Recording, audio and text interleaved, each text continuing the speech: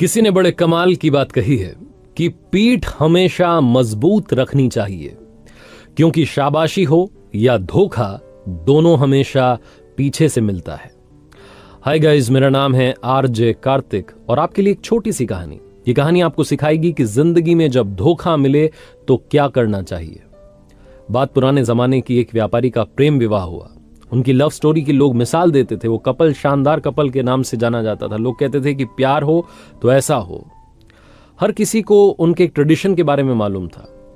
पूरे नगर में जब मशालें बुझ जाती थीं तब भी उनकी छत पर एक मशाल जल रही होती थी, पूरी रात जलती थी।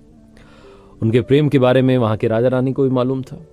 एक दिन राजमहल की छत पर खड़े होकर के राजा साहब अपनी रानी के साथ में आकाश निहार रहे थे, चांद तारे देख रहे थे। उसके बाद में नीचे अपने नगर को देखा। अंधेरा था, लेकिन एक मकान की छत पर मशाल जल रही थी। दोनों ने एक दूसरे को निहारा। उसके बाद में चर्चा शुरू हुई। डिबेट होने लगी इस बात पर कि उस व्यापारी का जो प्रेम विवाह हुआ है, उस कपल के बारे में लोग कहते हैं कि बहुत प्यार है दोनों में। ये कैसे हो पा रही है? शादी इतनी सक्सेसफुली कैसे चल रही है?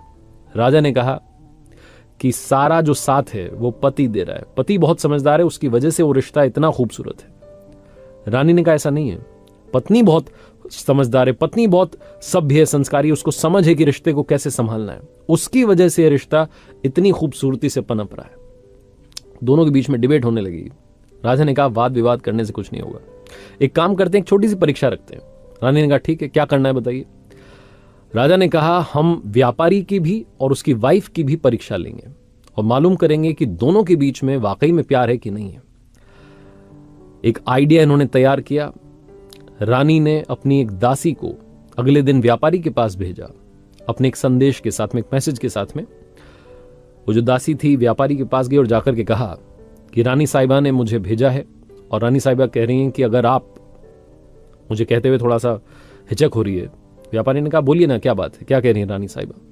तो दासी ने कहा कि रानी साहिबा कह रही हैं कि अगर आप अपनी पत्नी की हत्या कर दें तो रानी जी आपसे शादी करने के लिए तैयार हैं।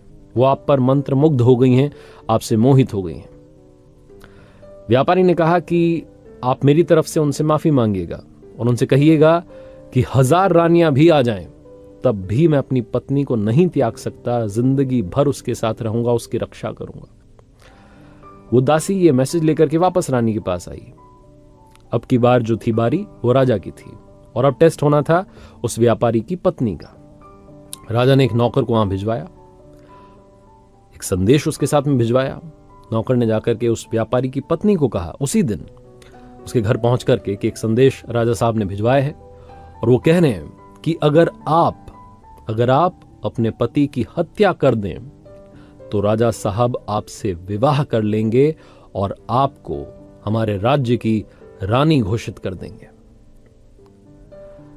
जो व्यापारी की पत्नी थी उसने कहा कि आज रात में 2 से 3 बजे के बीच में हमारे घर की छत पर जो मशाल जलती रहती है वो बुझ जाएगी और जब वो बुझ जाए तो समझ जाइएगा कि मैंने अपने पति की हत्या कर दी है।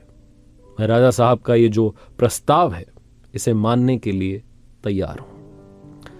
नौकर ये मैसेज लेकर के दौड़ करके राजमहल गया। राजा को बताया कि वो व्यापारी की पत्नी आपका प्रस्ताव स्वीकार कर चुकी है और आज रात में वो अपने पति की हत्या कर देगी, उसने कह दिया है। राजा ने फटाफट से अपने सैनिकों की एक टुकड़ी तैयार की और कहा कि देखिए हमें बचाव के लिए तैयार रहना है। जैसे वो मशाल बुझेगी फटाफट से उस व्यापारी घर में जाना है, उसको बचाना है, उसकी जान बचानी है। सबने कहा ठीक है। राजा राजमहल की छत पर चढ़ा, रानी भी साथ में थी। दोनों देख रहे थे कि क्या वाकई में वहां मशाल बुझेगी या नहीं बुझेगी। चौंकने वाली बात यह थी कि 2 से 3 बजे के बीच में मशाल बुझ गई, क्योंकि व्यापारी जब वापस आया था अपनी दुकान से तो खाना वाना खाने के बाद जब सोने चले गए थे, सारी बातें वैसी ही चल रही थी जैसी चलती थीं। लेकिन इस बीच में उस व्यापारी की पत्नी ने खेल कर दिया था।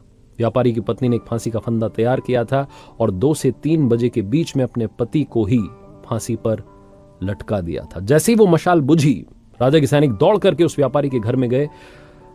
व्यापारी की पत्नी को तो गिरफ्तार कर लिया, लेकिन उस व्यापारी की जान को नहीं बचा सके। उस रात राजा को नींद नहीं आई। अगली सुबह उसका दिमाग गर्म था, गुस्से में था, खुद से उसको गुस्सा आ रहा था कि ये क्या हो गया। उसे महिलाओं को देखने का मन नहीं कर रहा था, उसे नारी से नफरत हो गई थी। उसे लग रहा था कि ये क्या धोखेबाजी हुई है, ऐसा नहीं होना चाहिए था। बहुत गुस्से में था। जो उनके राज्य का सबसे बुद्धिमान मंत्री था, जो सबसे बड़ा मंत्री था, उसको बुलाया और कहा कि सुनो, अभी जंगल में जा रहा हूं शिकार के लिए, वापस आऊंगा शाम में, तब तक हमारे नगर में जितनी महिलाएं हैं सबके गले कटवा दो, सबको फांसी पर लटकवा दो, ये मेरा आदेश है और आपको मानना होगा। राजा को पता नहीं क्या हो गया। राजा घोड़े पर सवार होकर के जंगल की तरफ निकल गया। यहां मंत्री के होश उड़ गए। उसे समझ नहीं आया कि ये क्या हो रहा है। राजा साहब ने क्या उलूल जुलूल सा आदेश दे दिया, उन्हें महिलाओं से नफरत हो गई।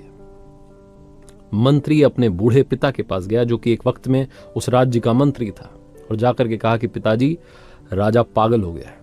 राजा कह रहा है कि जितनी भी नारियां हैं, जितनी महिलाएं हैं, उन्हें खत्म कर दो। उसे नारी जाति से नफरत हो गई। वो जो बूढ़ा पिता था उस मंत्री का, उन्होंने कहा कि बेटा एक काम करो, सबसे पहले तो तुम छुप जाओ, क्योंकि राजा आएगा तो गुस्सा तुम पर निकालेगा। मैं उससे बात कर लूंगा, तुम परेशान मत होना।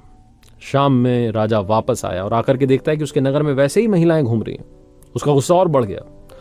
अपने राजमहल में मंत्री को ढूंढा, नहीं मिला तो उसके घर पहुंचा। घर जाकर के पूछा तो मालूम चला कि मंत्री वहां नहीं था। वहां था उस मंत्री का बूढ़ा पिता। उस मंत्री के बूढ़े पिता के पास राजा गया। उस मंत्री के बूढ़े पिता ने कहा, राजा साहब की जयकार हो। राजा साहब कैसे आना हुआ? राजा तो गुस्से में भरा हुआ था। उसने बोला कि तुम्हारा बेटा कहां गया? उसको मैंने एक आदेश दिया था, उसने माना नहीं। अब मैं उसका गला सबसे पहले कटवाऊंगा, मुझे उससे नफरत हो रही है। मंत्री के बूढ़े पिता ने राजा से कहा कि मुझे मालूम है आप क्यों परेशान हैं। आपके एक फैसले की वजह से एक व्यक्ति की जान चली गई, और आपके सामने जो आपको लगता था कि प्यार वाला रिश्ता है, वो धोखेबाजी वाला रिश्ता निकला है। आप वो जो धोखा मिला है उससे परेशान हैं।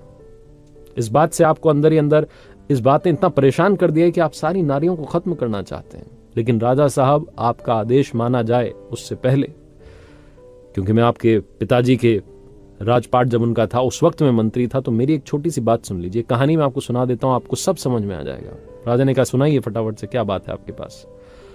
तो उस मंत्री के बूढ़े पिता ने, जो एक वक्त में उस राज्य का मंत्री था, उसने एक छोटी सी कहानी सुनाई। उसने कहा कि राजा साहब, एक बार मैं आपके पिताजी के साथ में शिकार के लिए निकला था।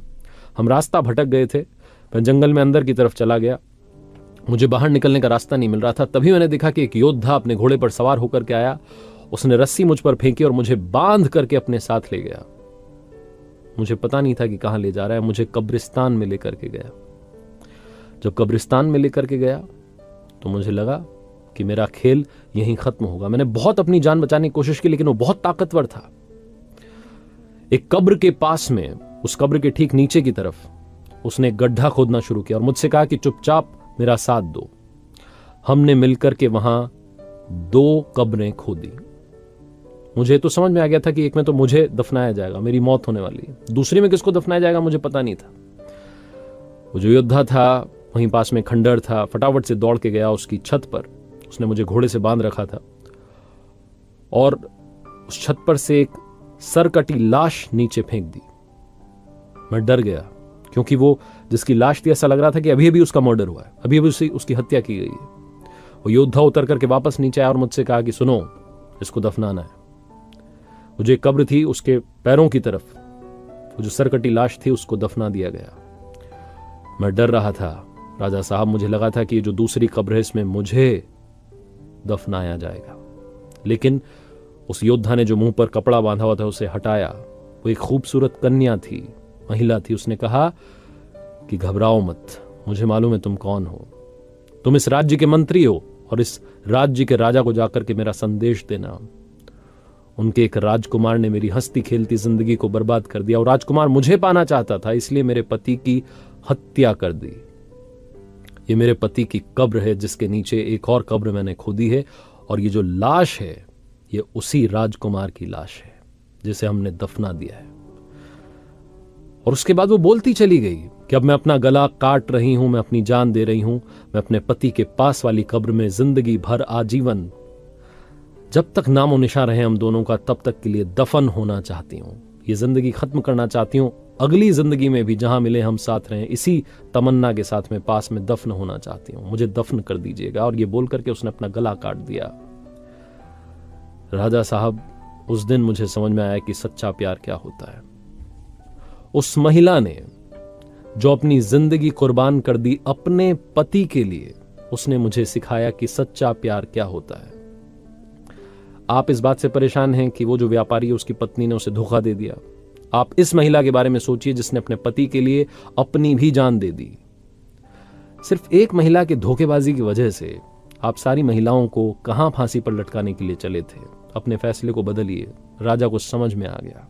कहानी बहुत छोटी है लेकिन हम सब के लिए बहुत इंपॉर्टेंट मैसेज लेकर के आई है।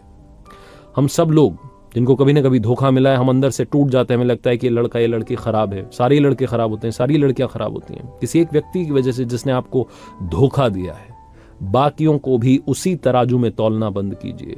जिंदगी में हमेशा हमेशा याद रखिए कि अगर बुरे लोग इस दुनिया में हैं तो अच्छे लोग भी इस दुनिया में हैं। और अगर आपका एक रिश्ता टूट गया, आपको एक जगह से धोखा मिला है, इसका मतलब ये नहीं है कि आपको हमेशा ही धोखा मिलेगा। जिंदगी में प्यार जरूर मिलेगा, ये विश्वास रखिए।